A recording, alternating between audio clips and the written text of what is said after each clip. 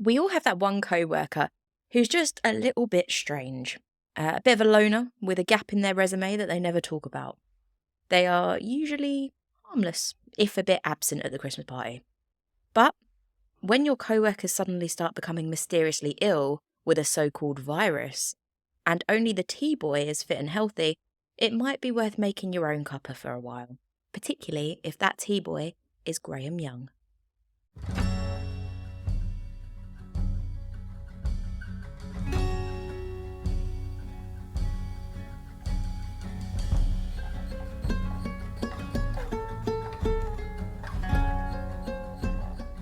Welcome, ghoul friends and spook daddies. Thank you for joining us for another episode of Horror House. I am Amy. And I am Dom. And if I was serving tea to all our lovely listeners, the only thing I would lace it with is a little drop of sunshine. Oh. Sorry, I can. That's cute. Gross. Oh God, that was horrible. I'm so sorry. That wasn't me at all, was it? Dom, how you doing? I think a demon took over your body for a second there, right? Yeah. As I said it, I was like, do you know what? I'm surprised I'm not gagging on it. That's what she said. Yeah. Sorry about that. I'll go back to normal I mean, the listeners appreciate the cuteness. To be fair, I'm sure. Do they? If I made tea for people, I would lace it with sugar, spice, and everything nice. It's getting And maybe, I was about to say maybe cyanide, but I don't want to give too much away. Maybe cyanide. Maybe after this episode, you'll have a few more ideas of things that you could lace it with. Maybe. And I make a really good cup of tea, apparently. So that could be my modus operandi. I'm actually death drinking a hot drink tea. tonight. I've foregone my usual alcoholic beverage and I've gone for coffee. It's mainly because I am lacking so much energy right now. I just needed a bit of extra caffeine. This is my... Oh God, do I want to admit this on the record? How many coffees have you had This is today? my 8th today. Christ, I would be having Well, palpitations. It's my 8th, and then I've also had a Monster as well. I would be in trouble if I have one can of Monster during my night shift because it's the only way I can get through a night shift. And that is enough to get me pretty buzzed. So I think 8 coffees would. Yeah, that wouldn't be great. They're only like little coffees. They're only this size coffees, not like, massive coffees, but... Only this size coffees, and then you show a mug, which is pretty It's normal big. sized. But you know how everyone has like a big mug, right? There's a normal size mug, true. Which is what that is. And then there's like a big mug that's like your comfort mug and you kind of fill it up and hug it for a bit. Yeah. It's not those coffees, it's just little like normal coffees. Yeah. Everyone has that giant Sports Direct mug in their cupboard. Exactly. It's the one that I generally make a hot drink in, thinking I don't really want this hot drink, but I'm a bit cold. So I'm just going to make it and then cuddle it for a little while. Yeah. And then you wrap it round your hand and then you it's put it great. close to your body. It's great. Yeah. And it's really cold here at the moment. So it's just nice, It's just a nice little moment. We're being very wholesome today. I'm not going to get into the stereotypical British, let's rant about the weather, but it is extremely cold. Maybe that's why I've had so many coffees, to be fair, is because I was also a bit cold. But genuinely, I've got very low energy. So I wanted to perk myself up because this story is wild and I wanted it to have my full Amy-ness. Yes. Which is definitely a word. Yes. Amy-ness and Domness is in the dictionary. The Amy-ness and Domness needs to be at peak. But in answer to your original question, I am good. I know we got away from that for a while there. I'm good. I want to quiz our listeners though. Before we went on on mic, on live. Oh, no, you're gonna Amy help said me. that she is extremely tempted to eat an entire sticky toffee pudding, not for pudding, for dinner. For dinner. Yeah. Would that be acceptable, listeners and viewers, if Amy did that? I'm very interested. It's girl dinner. It's girl dinner. I mean, I don't think it's that bad. Like, you're talking to the person that has 2 cigarettes and a black coffee for breakfast. It's not the worst meal True. I'm going to eat today. True. It's... True. How many people does it say on the box? What's the serving suggestion? I mean, I've not got it in my hand, Dom, to be honest, but I think it's 2. So it was it was one of those, those meal deal things 2. where you have like, the main, the side, the bottle of wine and the dessert. It was one of those. So I assume it's for 2 people, but I personally think that if it's for 2 people and you eat it in one go, then it counts as a meal. I mean, that's fair. I can get behind that logic. See, you were saying this, I feel, to bring me a little bit of shame, but I feel like the listeners are going to support me in this. So I was outing you for all the times you've outed me. I mean, I feel like I've done it that much, but if you're bitter about it, then maybe I have. Maybe it's just natural to me now. I mean, I just don't even notice it anymore. Listen, you verbally tear me down so often that it's just your general language at this point. I just don't even realise. Oh, I'm sorry if that's the case. Amy loves me dearly, listeners and viewers, honestly. Yeah. No, I mean, you joke about it. I genuinely do. It's just that you're a very good outlet for all of my rage occasionally. You're a very good That's one of the reasons that I love you, is because you take my rage and my bile and my spitefulness so on the chin, and it's so rare to find that in people. So I appreciate you for that. I will be your outlet. I have absolutely no idea why you love me, because I'm a cunt. But sorry, C-bomb. Sorry, everyone. Oh shit! Can we put that on YouTube? You're gonna have to beat me. To be fair, we're not monetized, so so we should be fine. Maybe we'll get away with it. Sweet. And you're all right. I mean, the boobs and the arse help, but you're all right. I mean, yeah, fair. Yeah, I feel like that's how most people view me, to be honest. Funnily enough, we were talking last night.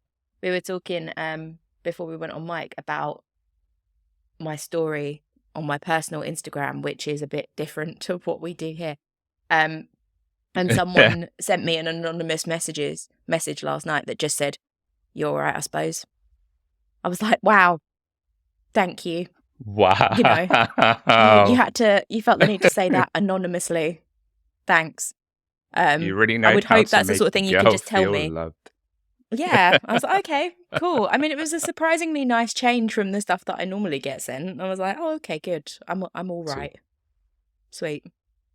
Yeah. And to be fair, I when you were like, it was just, you're all right, I was expecting you to follow up with something just hideous. No. But that's that was like you said, it probably it makes a change from your normal messages.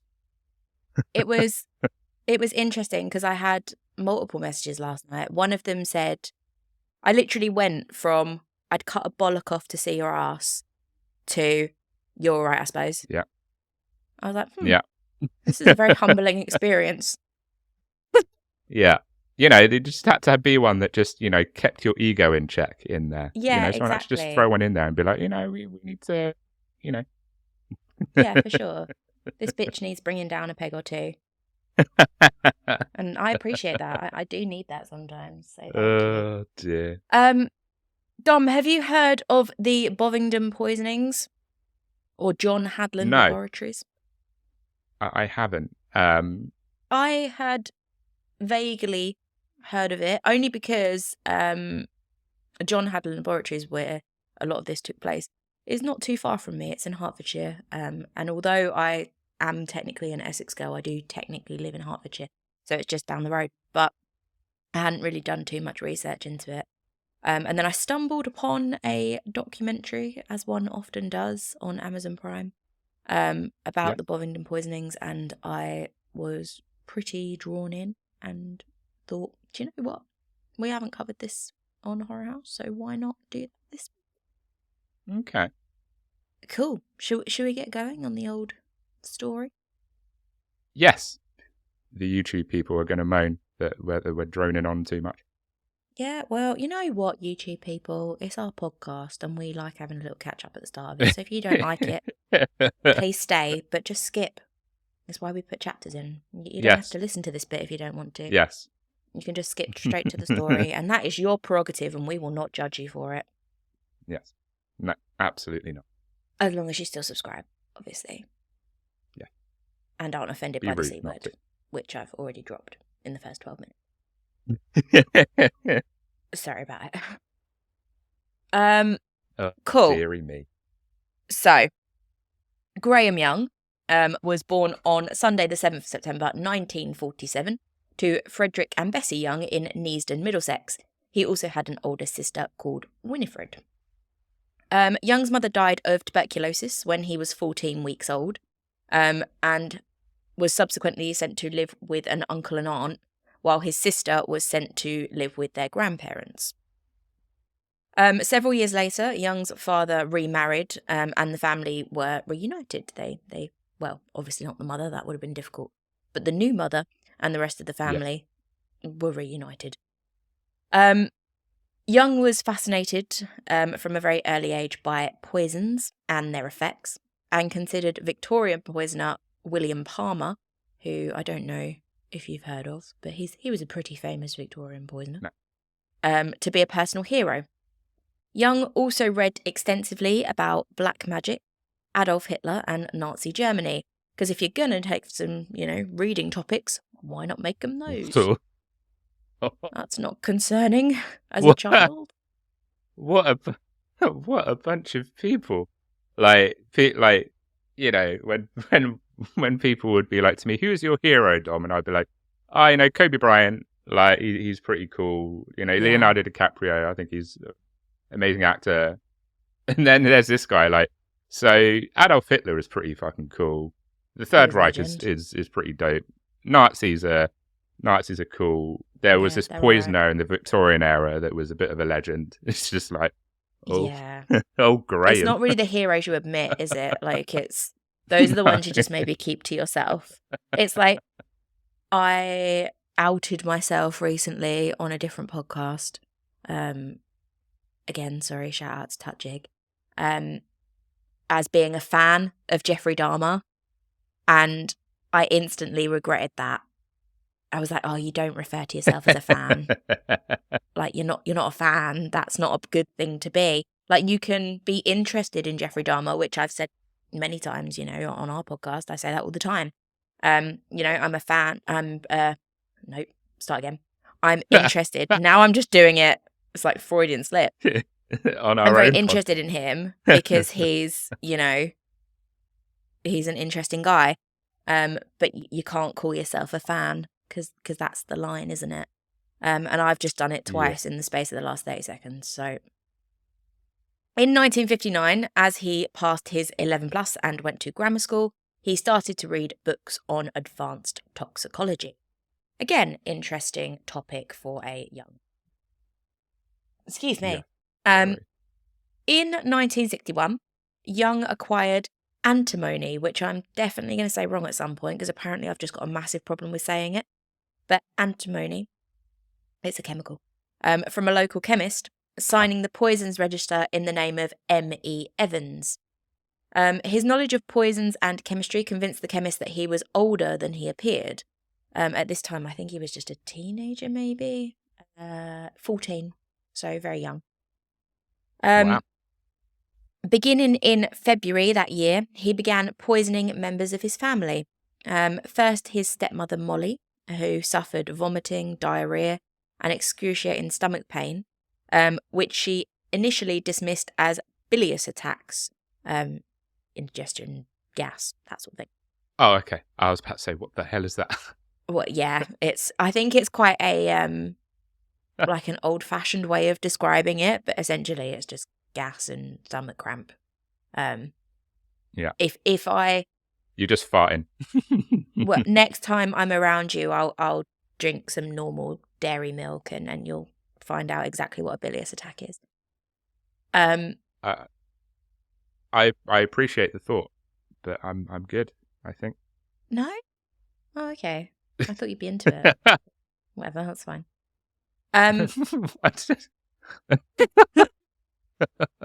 Before long, his father suffered similar stomach cramps, debilitating him for days at a time.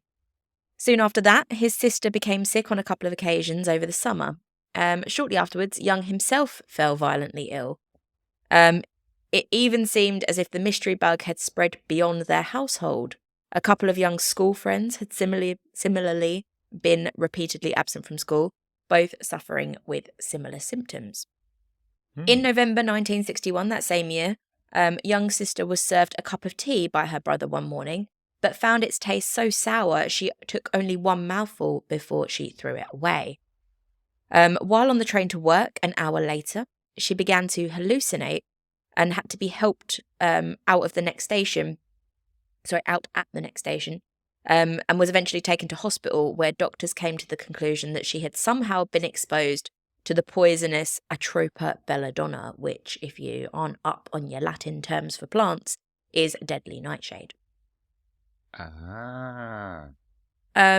Young was confronted by his father, but he claimed that Winifred, his sister, had been using the family's teacups to mix shampoo. Unconvinced, Young's father searched his room but found nothing incriminating. Nevertheless, he warned his son to be more careful in future when, quote, messing about with those bloody chemicals. And maybe learn how to make a good cup of tea at the same time. I mean, yeah. Just don't mix shampoo in teacups, which wasn't really happening anyway. But yeah, just stop making tea in general, I would say. If all of your mates and all of your family have gotten ill, just stop. That's beyond I'm not very good at making tea. Yeah. I mean, spoiler alert, there's something more to play. But, yes. Really? Yeah, I know, right? This isn't just a story about how some kid made all his parents ill because he made them tea, shockingly enough. So, I also find it interesting that he's gone straight for the family. Yes. Well, he's still very young. So he's not got a lot of contact with other people at this point. Which is, I was like, he's going to start out, with maybe friends, and then he's going to work his way up. But he's just like, you know what? Sister needs to go. Stepmom in for a penny, in for a pound. Dad poison your family. Needs to go. Maybe it's because Winifred. Is it Winifred? Did you say Winifred? That's what her name. That's Winifred, right? Yeah. Maybe he just was like, "You've got such a Tory name. I don't like it." Poison. Yeah, it's not ideal, is it? It's not ideal. But yeah, he went straight in with the family. On Easter Saturday, 21st of April, 1962. So at this point, he's 15. Young's stepmother died. Her death was attributed to a prolapsed cervical disc, which made me do my pelvic floors for a minute there. Which was believed to have resulted. I don't even have a cervix, and that made me cringe. It made your cervix go. Yeah. Yeah. I mean, I'm very familiar with my cervix, and I do not want it to be prolapsed. I didn't even know it had a disc. But there we go. Much later, Young told police that he had poisoned her with a lethal dose of thallium. At her wake, Young poisoned a male relative after lacing a jar of mustard pickle with antimony. Shortly afterwards, his father became seriously ill and was taken to hospital, where he was told that he was suffering from antimony poisoning and one more dose would have killed him. Young's aunt, who knew of his fascination with poisons, became suspicious, as did a science teacher who discovered several bottles of poison in his school desk. The teacher and the headmaster arranged for Young to be interviewed by a psychiatrist posing as a careers advisor, who contacted police after Young revealed his extensive knowledge of poisons and toxicology, which you probably would. Yeah. Also, grafting at your stepmother's wake is bold. I'm not Isn't going to it? lie. Like, he is committed to the cause. Jesus. So it's a sad day. It's a very sad day. Yeah. Oh. One that I'm responsible for, but back to work. No rest for the wicked. I'll just do this now because we're already at the wake. So why not? Yeah, exactly. Also, a jar of mustard pickle, of all things. Yeah, Jesus. You know. Oh, dearie me. It's the only reason I go to wakes is for the mustard pickle. And the grief, obviously. The grief's also important. But mainly mustard pickle. Mainly mustard pickle. Yeah. I don't know what that is. You're just like, this is a very sad day. I'm sorry for your loss. I'm sorry for your loss. Just unrelated. Is the buffet table still at the back? It's okay. Very sad day. Very sad day. Good to know. I mean, do you know what? I'm just going to put it out there. The buffets at funerals are very good. They are, to be fair. Generally, it's a sad day, and obviously, I mean, I've been to a lot of funerals, and I've always been very sad. But at the same time, those finger sandwiches, pretty tasty. Just avoid the mustard pickle, and you'll be fine. Yeah, exactly. Young was arrested, shockingly enough, on the 23rd of May 1962 after returning home from school. Vials of thallium and antimony were found in his possession. When questioned by police, he confessed to poisoning his father, stepmother, sister, and a school friend. Psychiatrist Dr. Christopher Fish testified that Young had a psychopathic disorder rather than a mental illness and failed to, quote, develop a normal moral sense. He felt it was, quote, extremely likely that Young would reoffend and recounted a conversation in which Young had said, quote, I'm missing my antimony. I miss the power it gives me. It does seem like it gives him some sort of, I was about to say, it does seem like he gets some sort of power from that. Like he sort of, he has sort of the power of life and death in a way. Yeah. So he probably it's a bit God really complexy. enjoys that. Yeah, oh yeah. Oh God, absolutely. Absolutely, 100%. 100%. Which is bloody concerning for a 15-year-old. Yeah. Yeah. Yeah, it's not, it doesn't bode well, does it? It really doesn't. It does not. Fish recommended that Young be detained at Broadmoor Hospital, which, if you're not familiar with UK prisons and places, Broadmoor's pretty fucking intense. It's had some pretty major people stay there. Peter Sutcliffe, Charles Bronson, those sorts of people. Yeah. An institution... where, like, the worst people normally go. You don't want to be there. It's definitely not a fun place. No. So yeah, that's where he was sent. Young pleaded guilty to 3 charges of poisoning his father, sister, and school friend, and was convicted of malicious administration of a noxious thing to inflict grievous bodily harm, which is quite a long charge, but that's what he was charged with. He was not charged for murdering his stepmother, as an autopsy report did not list poison as the cause of death, but he did confess to that later. Obviously, the cause of death was determined to be the cervical prolapse, but I mean, potentially he also killed her too.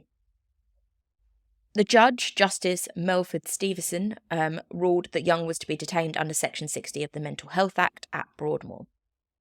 Furthermore, he was not to be released for 15 years without the approval of the Home Secretary.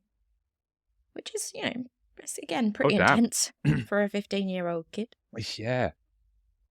At age 15, Young was the young... This is a hard sentence to say. Young was the youngest ever inmate in Broadmoor's history.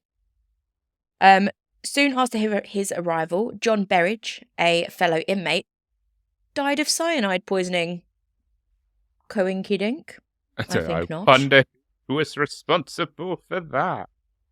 I mean, I think we're going to need to get the Scooby-Doo gang on this one. I think they're the only ones that will be able to figure this mystery out. Yeah. In my head, I've got, the cork board with the string, and there is literally only 2 pictures on it and 1 piece of string. I mean, case closed, right? And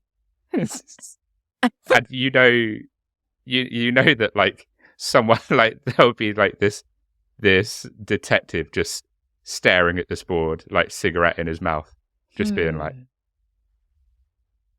day 3. Yeah, I will figure this out soon. It's a real brain scratcher. I'm close to you, Young. I'm very, very close. As soon as Amazon deliver my red string, you are fucked. Well, in case it wasn't obvious, Young was surprisingly suspected by staff and inmates, and not least because he enjoyed explaining in detail how cyanide could be extracted from laurel leaves, and it just so happened that the grounds around Broadmoor were covered in laurel bushes. However, his involvement was never proven, and the death was officially ruled as a suicide. Okay. So, I mean, I guess it could have been. Maybe he just gave him the information about laurel leaves and it just so happened that he decided to top himself that way. Who knows? Later, Harpic, which, again, if you're not familiar, is a brand of bleach here in the UK, I'm pretty sure in other countries, was found in a nurse's coffee, and the contents of a missing packet of sugar soap, which is highly toxic, were discovered in a tea urn.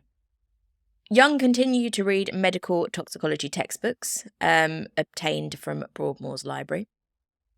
And he also continued his interest in Nazism, reading William Shire's The Rise and Fall of the Third Reich and Lord Russell's The Scourge of the Swastika.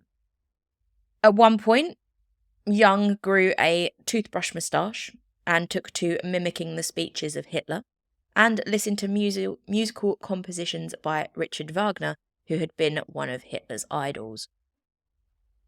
So, really pushing that Adolf is my hero shtick. You need to get better idols, Graham. Just anyone. Bloody hell. Literally anyone else. Yeah. Like, you could draw a name out of a hat at this point. Yeah. And it would be a better option. Yeah, I mean, unless you just happen to pull out Stalin, then, yeah. It can only be better, right? Can you imagine? He's like, yeah, I don't really think that much of Hitler anymore. It was a phase. It's gone now. He's not my idol. Like, oh no, okay. So who do you look up to now? He's like Stalin. It's just like shit. Oh dear. In 1965, Young first applied for release from Broadmoor. His father and sister attended the tribunal and stated that if Young was released, none of his relatives would be willing to house him.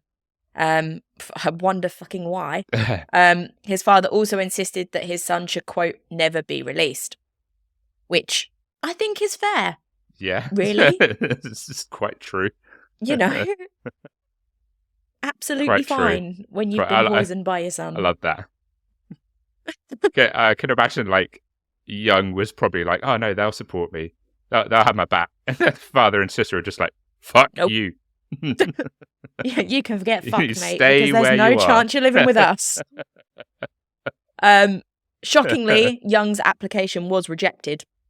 5 years later, in June 1970, Broadmoor psychiatrist Edgar Udwin wrote to the Home Secretary to recommend Young's release, announcing that he was, quote, no longer obsessed with poisons, violence and mischief, and he is no longer a danger to others. What a sentence. No. Don't worry, he's not... Do you know what? He's not into poisons anymore. He's not going to be violent. But he's not even going to be mischievous. If you think that he's the sort of bloke that's going to tie your shoelaces together under the desk, he's not even thinking about it anymore. Don't stress. That mischievous little teenager that came to our prison, he's no longer, that mischief is gone.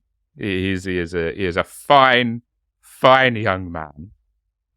He's a stand-up guy. He's young now, so don't even worry about it. Pretty compelling argument, you might say. However, Young remarked to a Broadmoor nurse, quote, "When I get out, I'm going to kill one person for every year I've spent in this place." Someone needs to tell Young that maybe he shouldn't talk as much as he did. Just stop talking. He does. You're so close, mate, to getting out, and then you go and drop that fucking bombshell. Yeah, you could have kept that to yourself, and you would have been a free bird. But yeah, just know when not to vocalize your thoughts, Graham. Yeah, just keep it to yourself, buddy. It's fine. Well, worryingly, when referring to a man who has made that statement, Young was released from Broadmoor in 1971 after 8 years detention. He initially stayed with his sister and her husband in Hemel Hempstead, but within a few weeks, he had resumed his interest in poisons, and after one unsuccessful attempt to gain them, he quickly was able to forge authorization from a college to buy 25 milligrams of antimony potassium tartrate, which is essentially the full name of antimony. Young attended a storekeeping training course in Slough and stayed at a hostel in nearby Chippenham. He befriended 34-year-old Trevor Sparks, another resident of the hospital, and the two occasionally visited a pub together or shared a bottle of wine in Sparks' room. Young would later confess to poisoning Sparks with the antimony sodium tartrate. But Sparks, the poor guy, it didn't kill him, but he suffered for many, many years with bouts of sickness, diarrhea, pins and needles, and pain in his testicles. Oh no! I would have taken the quicker death in this situation. Yeah. He did later die of heart complications that it was believed to be as a result of that poisoning, but yeah. What a horrendous... How long after did he die? I haven't got that to hand, to be honest, so I'm not sure. Okay. But I think it was a few years. So he had to suffer with that for quite a long time. What a horrendous way to go. Jeez Louise. I mean, he's literally not even been out for a few months before he's done this again, so maybe don't let him go. You know, that might have been a mistake. Do you reckon the governor was just like saw this on like in the newspaper and he was just like, oh shit. Oh. Well, more worryingly, the Home Secretary might have seen this in the paper and gone, wait, that name rings a bell. Oh yeah, true. Yeah, that's a good point. Home Secretary is just like, so Prime Minister, I done goofed, and we got a problem. Did the boo-boo. did the bad thing. Sorry. Don't bring this up in the House of Commons, please. Yeah, don't tell the others. It was after this initial re-entry into the world of poisoning that Young secured a job at John Hadland Laboratories, and his poisoning spree would truly take flight.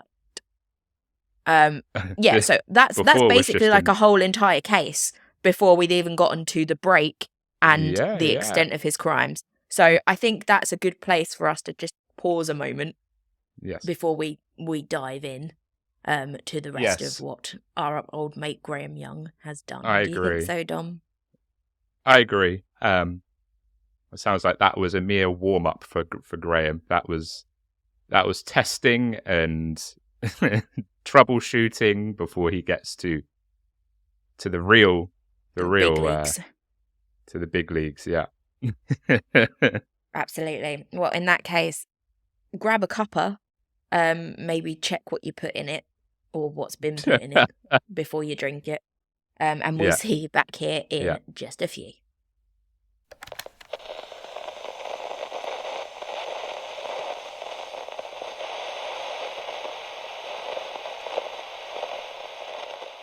Welcome back. Thank you for joining us for part 2 of our Graham Young Bovingdon Bug adventure. I don't think that's the right word. I'm making it sound a bit good, and it's not good. But yeah, welcome back. Dom, how you doing? Did you enjoy your break? Have you had a cup of tea, and how did it taste? So this is that title sounds like a really dodgy children's book. Yeah, it's not an adventure you want to go on. No. Yeah, part 1 was very interesting. I said during the break that I loved that was just a precursor. That wasn't even like the main case. It was just a warm up to what is about to come. So I'm very intrigued to hear part 2. Very, very intrigued. Good. Well, in that case, let's dive straight back into it. So as I mentioned, Young secured a job at a laboratory, John Hadland Laboratories, as an assistant storekeeper in Bovingdon, Hertfordshire, near his sister's home in Hemel Hempstead. The company manufactured, hang on, bear with me because I need to take a deep breath before I say this, manufactured thallium bromide iodide infrared lenses, which, nope, me neither, not a clue. But the key word there is thallium, because he thought that he could get his hands on the thallium to use for his, purposes. But he would have been incredibly disappointed to find out that no thallium was actually kept on site, and he would have had to port it elsewhere, which wasn't ideal. Damn. On his application, my scheme has failed. Yeah, can you imagine how disappointed you'd be? It would be like going to work at Cadbury World and them going, "Oh, sorry, there's no chocolate here." Yeah. Like you're gonna have to pop out to the shops if you want chocolate. He's like, "Shit." God's sake. Best laid plans. Exactly. On his application, Young falsely claimed that his lack of employment history was because he had suffered a nervous breakdown following the death of his mother in a car accident, which is so laced with lies. Like, number one, you did not have a nervous breakdown, and number two, your mother didn't die in a car accident. No. So, okay. Just like he laces his tea with poison, that is laced with lies. Oh, I love that. That's a great for the album. Laced with lies. Laced with lies. Brilliant. So poetic. I occasionally have good lines. It's very rare, but they happen. I'm going to steal it. I'm just going to piggyback off of your creativity, as I always do, and steal that one. So, yeah, thank you for that. You're welcome. Young's new colleagues found him unpredictable. He could be surly and kept to himself, but on other days he was more cheerful. During breaks, he usually sat alone reading, invariably a book on one of his favourite subjects, war, chemistry, Nazism, the Nazis, or famous murderers. Also, I just want to take a very quick note. This isn't a slight at people that sit on their own at lunch breaks and read. I do that. No. It's just not about the Nazis generally. I definitely was that kid who was sit on his own table at school. I would definitely go away from people at lunch at work when I was at my old job. Like, I didn't read Mein Kampf during my lunch break, but I would go away and do my own thing. No, but to be honest, even if you are someone that is going away on your lunch break and reading, I don't know, books on Stalingrad or whatever, then that doesn't make you a serial killer. So you're fine. Carry on doing it. Just don't poison anyone, I think that's the takeaway here. Yeah. He was not talkative with his colleagues unless it was one of his favourite topics being discussed. Young's duties at Hadland included collecting drinks from the tea trolley in the corridor and bringing them into the storeroom.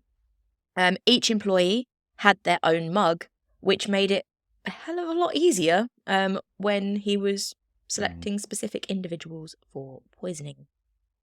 How convenient, you know? It's how thoughtful of them to have their own mugs. This is very, very much so. Very much so.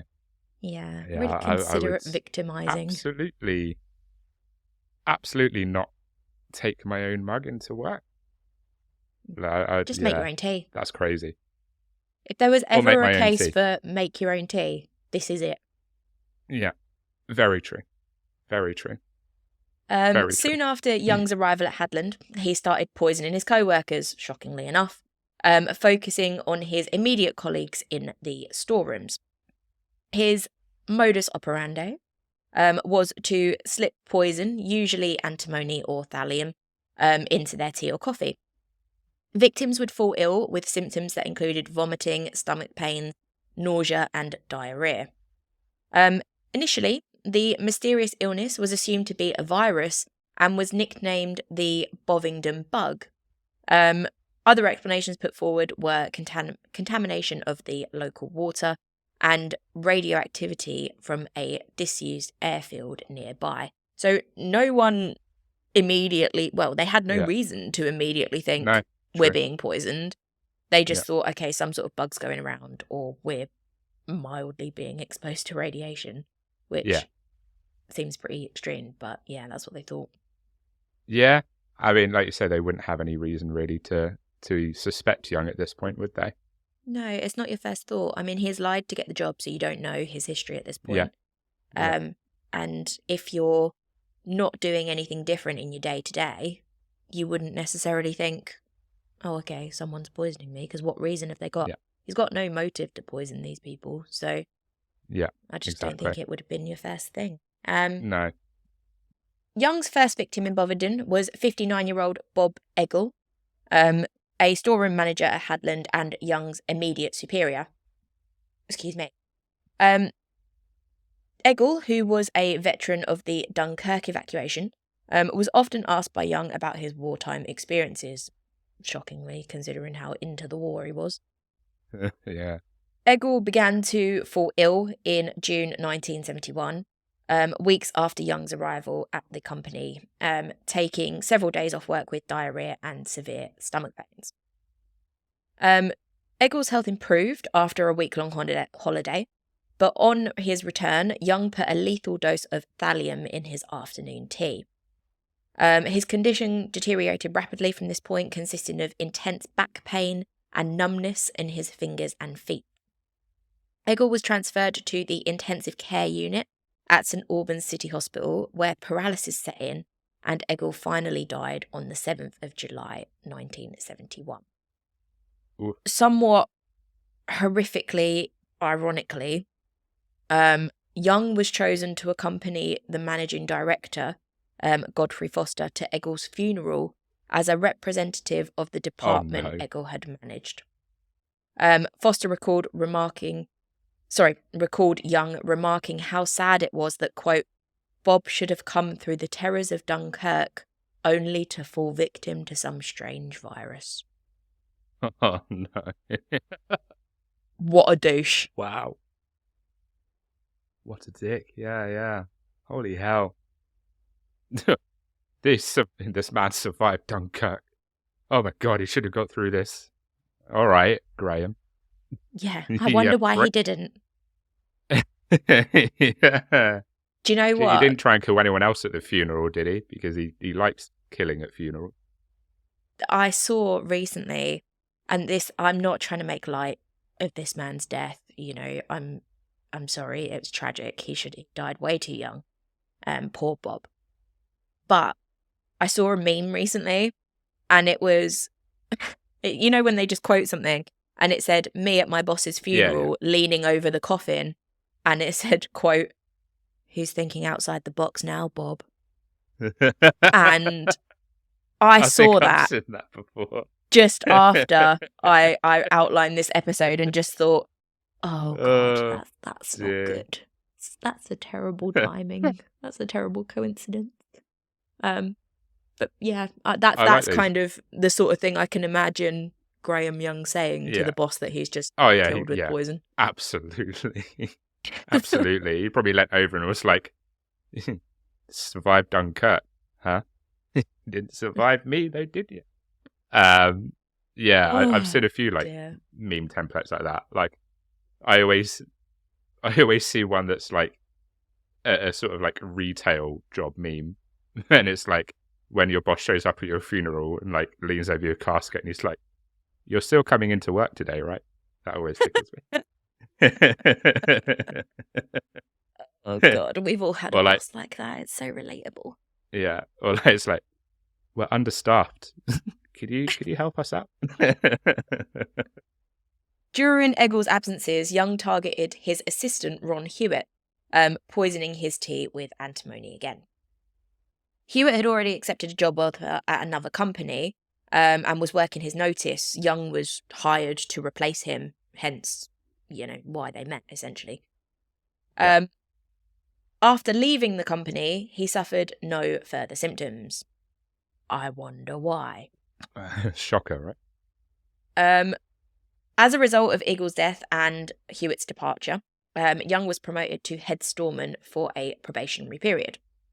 For the next few months, his poisonings were limited to small doses of antimony in his co-worker Diana Smart's tea, usually when she annoyed him. Young wrote in his diary, quote, "Die," I shouldn't laugh, as in Diana Smart, irritated me yesterday, so I packed her off home with an attack of sickness. I only gave her something to shake her up. I now regret that I didn't give her a larger dose, capable of laying her up for a few days. That's, like, there's petty, and then there's that. Yeah. I mean, I won't lie and say I've not had colleagues in the past where I haven't thought about it. Oh, yeah. But I haven't gone and then, yeah. poisoned them. That's just crossing the line, isn't it? Exactly. There are plenty of colleagues that I've, thought about, like, it would be such a shame if, I pushed you into the road, in the path of an oncoming vehicle. I've never actually pushed anyone into the road in the path of an oncoming vehicle. But I've thought about it. He's letting his intrusive thoughts win. He is. He's got the tools. He is. He's just going with it. Yeah, absolutely. On the 8th of October 1971, Young put thallium acetate in David Tilson's tea. Tilson found the tea to be too sweet for his liking. This was mostly because Young had put a ridiculous amount of sugar in it so that it hid the taste of the thallium, and therefore did not drink it all. Young then administered a second dose of thallium a week later. Tilson was admitted to hospital with numb legs, breathing difficulties, and chest pains. His skin was so tender he could not endure the weight of the bed sheets, and all of his hair fell out. Young, because obviously why wouldn't you have one, had a backup plan to visit Tilson in hospital and offer him a bottle of brandy laced with more thallium. Subsequently, Tilson recovered, though he was left permanently impotent by the poisoning. Oh dear. I'm impressed he recovered. If you're having that many symptoms, like if you've recovered that, then good on you. But yikes. At the same time that he was poisoning Tilson, Young also began poisoning another Hadland employee, Jethro Batt. Batt had become friendly with Young and would give him a ride home to Hemel Hempstead. And how did he thank him, I hear you ask? Well, he did it by administering 4 milligrams of thallium to Batt in 2 doses, which was enough to kill him. However, Batt found the coffee Young had made for him too strong and did not drink it all. Nevertheless, Batt was admitted to hospital with stomach and chest pains, and again, all of his hair fell out. The poisoning made him suicidal, obviously, because of the symptoms and having no hair and whatnot. He became suicidal. Batt He did ultimately recover, but again, like Tilson, he was also left impotent. Young apparently, for the first time, felt a little bit of remorse for poisoning Bat. He wrote in his diary, quote, "I feel rather ashamed in my actions in harming Jay," as in Jethro Bat. So, I mean, I don't really know why, because he did it on purpose, but I assume it's because he'd been nice to him and given him lifts that he maybe felt a bit bad. Yeah, I reckon so. I reckon that would have had something to do with it. Yeah, I mean, there's but at the same time, you don't thank people. You don't thank people by poisoning them, Graham. Yeah, I mean, yeah, it was after the fact. Like, he's been giving him lifts home, but he was still like, "Oh shit, this is gonna make it really awkward when I poison you." Yeah. I don't know if I buy that sympathy for Jay, to be perfectly honest. Fred Biggs, a 56-year-old local councillor and part-time employee at Hadland, was poisoned by Young with antimony, prompting the typical Bovingdon bug symptoms. Then, on the 30th of October 1971, Young put 3 doses of thallium acetate in Biggs's tea. By the following day, Biggs had developed chest pains and had trouble walking. Within days, he was admitted to Hemel Hempstead General Hospital and then transferred to Whittington Hospital in North London, which basically is a hospital. There's a lot of big names for what this hospital does, but I'm going to try and narrow it down into something that I can A, say, and B, people will understand. Essentially, it's like a neuroscience hospital, so they look at like nerves and the brain. His central nervous system the reason for that was that his central nervous system had deteriorated to the point that he could not speak and had trouble breathing. And again, his skin began to peel off because the nerve endings were firing up and just stripping his skin, basically. Yeah. Young expressed concern for Biggs's condition. Nice of him. Continually telephoning Biggs's wife and the hospital directly to make inquiries. Biggs finally died on the 19th of November, 1971. If you count in, at this point, the amount of people he's poisoned since he's been out of prison, not before, because I can't do that maths, we're up to 7. But remember, everybody, the mischievous side it's completely gone. There was no mischief. He's not interested in mischief anymore. Absolutely not. It's not his bag anymore since he came out of prison. I'd hate to think how many he would have poisoned if it was. Yeah. Also, I just want to say, him consistently phoning up his wife is such a dick move. Fuck me. It is. Like, I kind of get I understand the hospital because you're wanting to know if he's still alive and, what effect the poison's having for someone that's into poisons. Yeah. Okay, I kind of understand that. But to be calling his wife is... Yeah, that's pretty sick. Prick. Fuck me.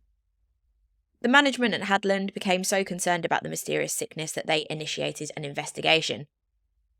Luckily, because, everyone's kind of sick, so something needs to happen.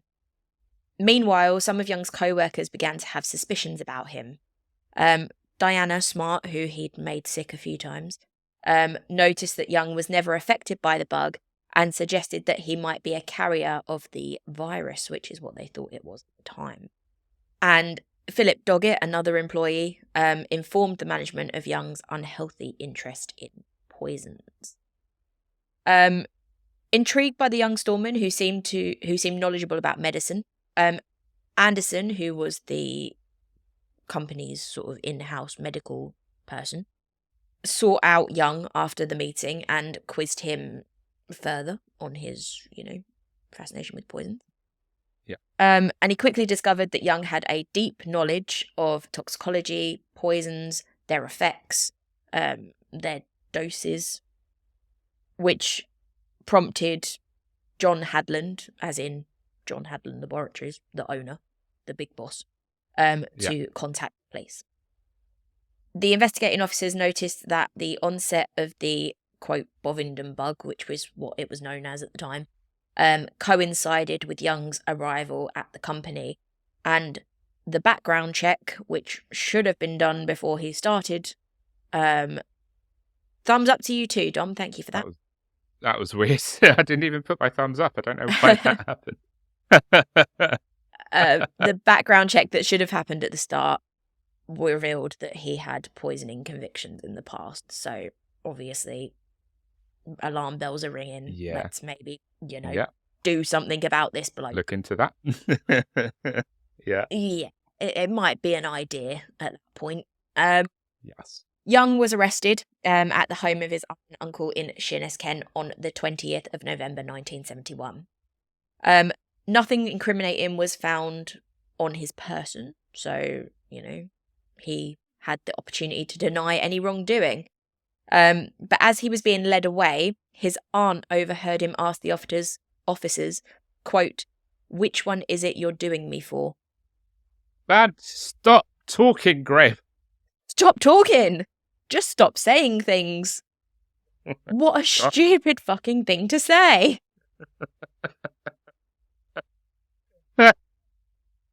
Someone disconnect this man's brain from his mouth. Yeah. Just shut your mouth.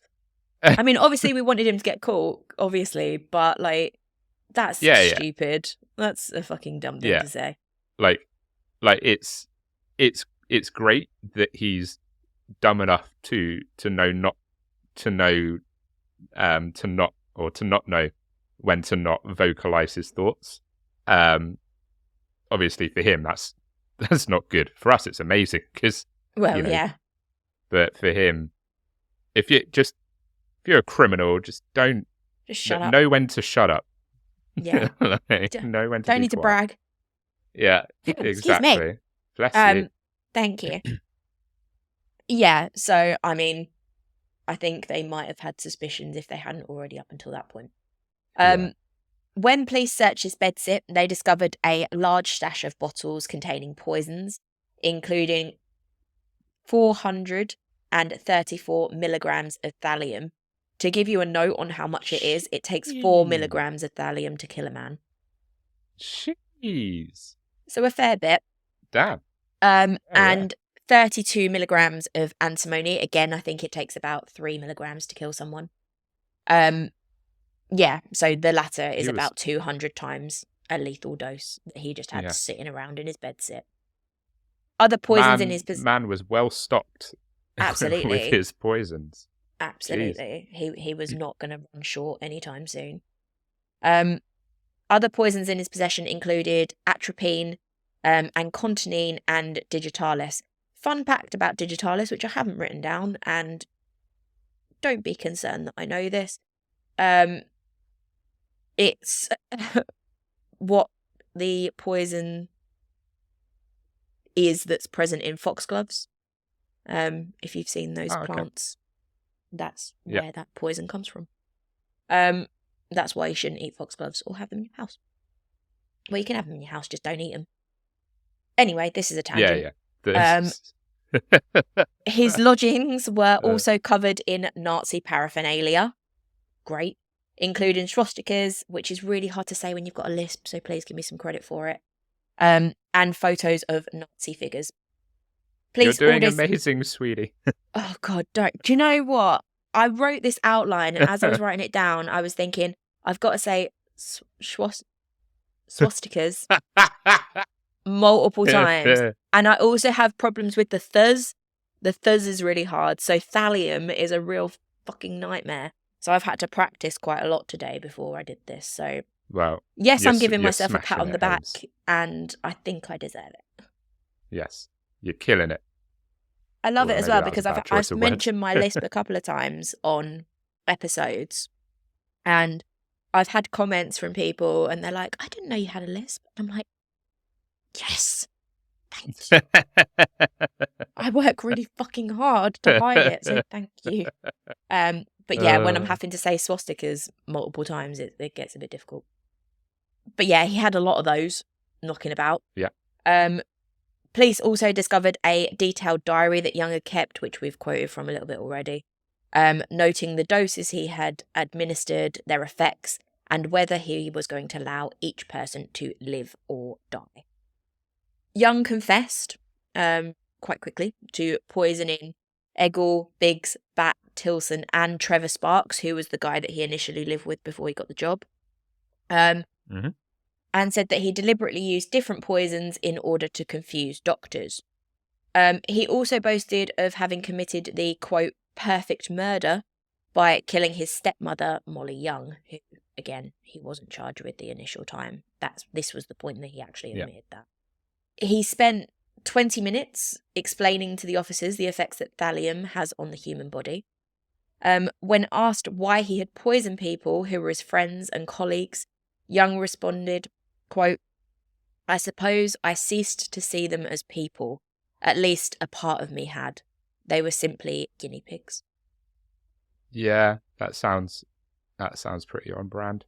I was expecting him to just be like, 'cause I can, or something like that. I mean, it's essentially the same thing, isn't it? It's he wanted to know about poisons, and he just it is the same did thing. it. He just. It's like when you reach the end of a word count on an essay, he just added words to pad it out. Yeah. And I don't doubt as well that he would have, if he hadn't been caught, he just would have kept going. Oh yeah, God, yeah. It was just his thing, absolutely. He just wanted to keep doing it, and there was no chance that he was going to be naturally stopped. I don't think, which is pretty terrifying. Young was charged with 2 counts of murder, 2 counts of attempted murder, 4 counts of administering poison with intent to injure, and 4 alternative counts of administering poison with intent to cause grievous bodily harm. Glad we got through that. Damn. He pleaded not guilty. Okay. I mean, sure. What? Okay, you do that. Which shockingly made it really difficult to find a barrister willing to represent him. And the trial was postponed multiple times because no one wanted to represent a man that was so blatantly guilty and yet admitting protesting his innocence. Eventually, though, go on. Sorry. I'm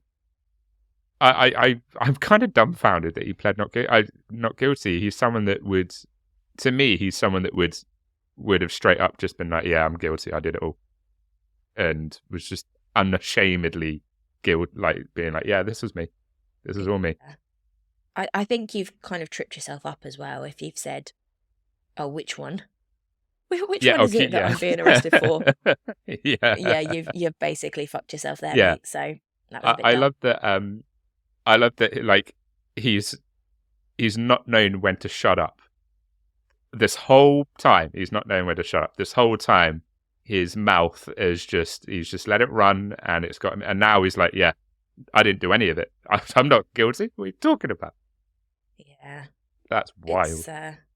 It is pretty crazy. And yeah, again, makes it understandable as to why no one wanted to represent him, because you don't really want to deal with a man like that either. But eventually they did find someone that would defend him. And the trial was held at St Albans Crown Court and started on the 19th of June, 1972. The prosecution called 75 witnesses to give testimony. Holy fuck. And Young himself was the only witness in the defence. Oh. Mostly because he did it. I mean, there's no other defence witnesses because he's guilty. So. Oh dear. That's hilarious. I call my first witness me. Myself. I call my first, last, and only witness. 'Tis I. Also, I would. Oh God! Imagine being his defense lawyer. Oh my God, that's. I mean, you're literally just like, well, I'm getting paid, so. Yeah, I guess that's good. Yeah, you definitely wouldn't want that task at all. No, absolutely not. On the 29th of June 1972, after 1 hour and 38 minutes of deliberation, the jury found Young guilty of 2 counts of murder of Bob Eggle and Fred Biggs, and 2 counts of attempted murder of Jeff Robat and Dave Tilson, both of whom ended up impotent. and 2 counts of administering poison with intent to injure. That was Diana Smart, who was the one that he sent home sick because she annoyed him, and Ronald Hewitt, who was the one that he took over from and was on his notice period and then left. Yeah. He was found not guilty of administering poison to Trevor Sparks and Peter Bugg, and was acquitted on all 4 counts of administering poison with intent to cause grievous bodily harm. Through his counsel, Young requested that he be sent to a conventional prison rather than Broadmoor. His request was granted, and he was sentenced to life imprisonment, which he served at Park Lane Hospital, later changing to Ashworth Hospital in Maghole, which I have no idea what that is, but there we go. Interesting tidbit for this part. While at Ashworth, Young befriended Moore's murderer Ian Brady, with whom he shared a fascination for Nazi Germany. So earlier when we were like, hey, you guys should bond over your love of, unconventional characters, he did do that, but with Ian Brady, not me. Yeah. So his choice of heroes isn't very good. And I was like, maybe his choice of friends is just a little bit better than that. And it's not. So much. Not it's really so much. not. Can you imagine? Like, my bestie is the Moore's murderer. Fuck's sake. I mean, yeah. It's ideal, is it? Oh, dear. Just keep a better circle. Brady's 2001 book, The Gates of Janus, in which he discusses various serial killers and obviously his time in prison, included a chapter on Young. Brady wrote that Young was, quote, genuinely asexual, finding even the discussion of sexual matters not only uninteresting, but also distinctly distasteful. So I don't really know why he's commenting on his sexuality, but, that's just a little extra bit from Ian Brady's perspective, of all people. He's like, I don't have time to be sexual. I've people to poison and plans to put together. Yeah, I don't know. Confusing guy. However, you will be happy to know that Young died in his cell at Her Majesty's Prison Parkhurst on the 1st of August 1990, just 1 month before his 43rd birthday. The cause of death was listed as myocardial infarction. What Me is neither. That? Something to do with the heart, heart stopping, or I don't know, something like that. It's heart related. But as Young had no history of heart disease, it has been speculated that he either committed suicide with something that he was able to find to poison himself with, or was murdered by prisoners or prison staff who did not feel safe around him, which I think is also pretty likely as well. So yeah, that's probably he died plausible. somehow. I mean, 43 isn't old, so I would assume something has gone there. Yeah. I don't know. I mean, 43 is kind of old, but not that old. Young enough. I wouldn't. Yeah, it's. I wouldn't older. kick a 43-year-old out of bed. I was going to make a joke about your age, but I won't. I'll be nice. Yeah, you can go fuck yourself.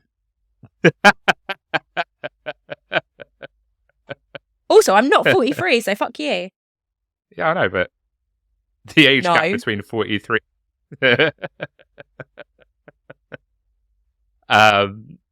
Yeah, like it wouldn't shock me if, the actual cause of death was he got a kick in from fellow prisoners or prison staff.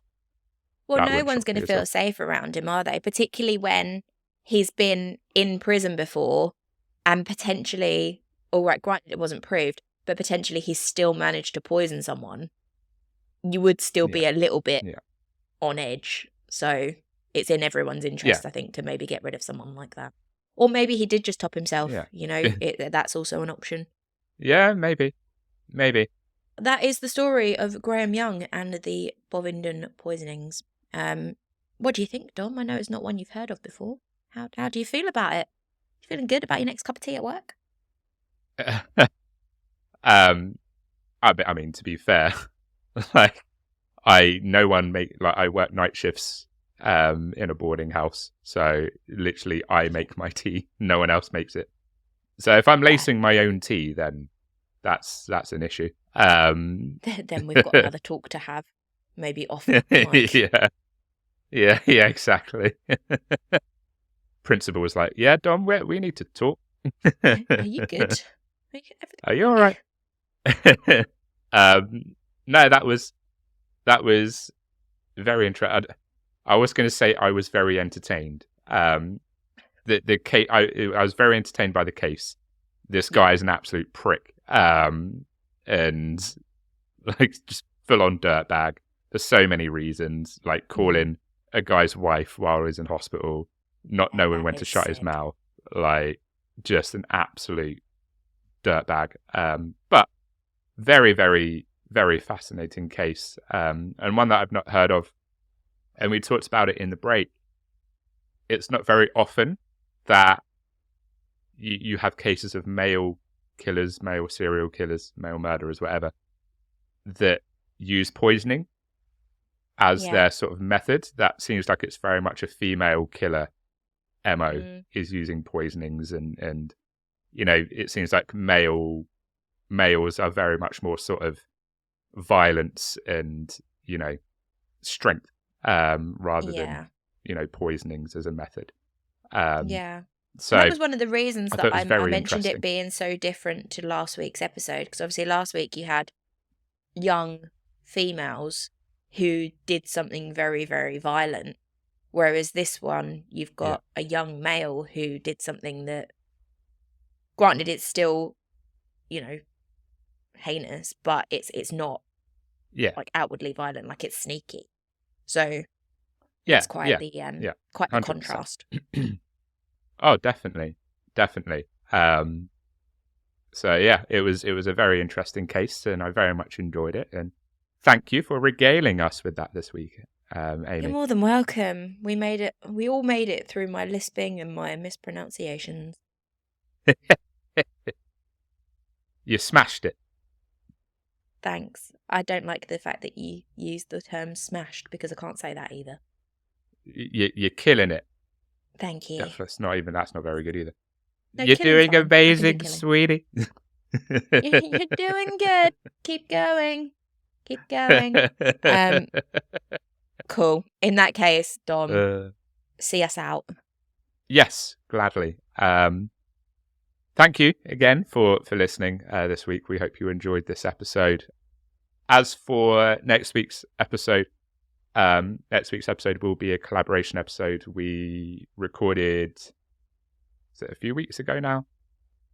I want to say it was a few weeks ago now. A few weeks ago. Yeah, we recorded a few weweeks ago with Leo and Stephen from the amazing podcast Spores of Horror. They've been on the show a few times. It was their third go around, and it's another true crime episode, but it's a little bit more light than the last few episodes have been, with obviously the Slender Man stabbings last week and a whole lot of poisonings this week. But I've never laughed so much. Very much looking forward to it. Yeah. Like I said, it's a lighter true crime episode, and it's about a man who had a knack for escaping prison. He didn't particularly enjoy being cooped up for too long at a time. But very, very excited for you guys to hear it. I think you'll really enjoy it, and it was a blast to record it. But until then, there are many, many ways that you can support the show. You can subscribe to the YouTube channel. You can follow us on your podcast app of choice. You can follow us on social media at horrorhouse_pod. Whack a message in the Q&A section on Spotify. DM us. Leave a review. Leave a rating. All of that good stuff. That is free to do and takes 30 seconds of your time. We would appreciate it if you did. If you want to support us financially, there is the Buy Me a Coffee link. Me and Amy are both salary-wise, we've had a bit mishaps with regards to our jobs. So if you could throw us a few quid on the buy me a coffee, then we would appreciate it. But yeah. So I'm drinking 9 cups a day, so I'm going to need it from somewhere. Yeah. That is true. But yes. So as always, from me, stay spooky, you beautiful people. Stay spooky. Stay spooky.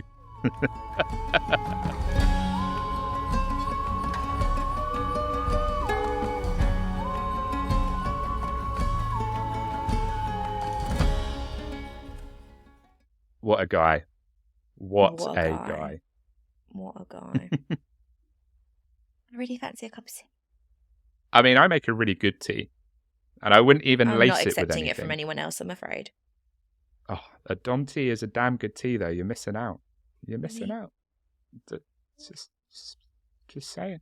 When you hear what I said about you in the break, you might want to put something in my tea, so... Okay. I'll be like, that bitch. Where's my cyanide? Yeah. Fine. I'm ready.